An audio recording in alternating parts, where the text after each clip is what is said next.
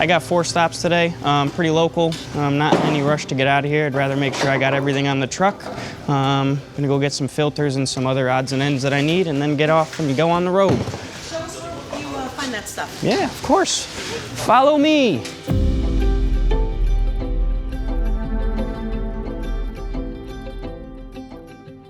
So I celebrated my 5th year in January, so I'm on year number 6 as a service tech.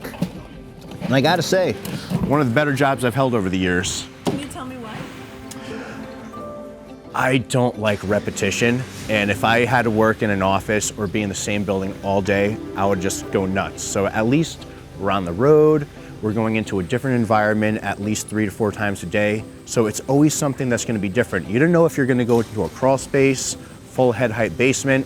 I could be on the southern part of Massachusetts, I could be over by Rhode Island, I could be in New York, so it's kind of like a mini adventure every day. So today just have 3 basic maintenances on our triple safe sump pump systems.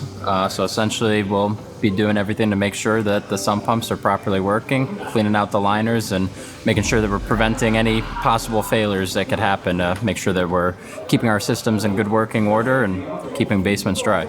Yeah, so when I get to work, essentially what I do is I grab my tablet, I open it up, I see what I got for the day, I'll go ahead, download my appointments, and then I'll make my way to my truck, see what I'm missing for the day.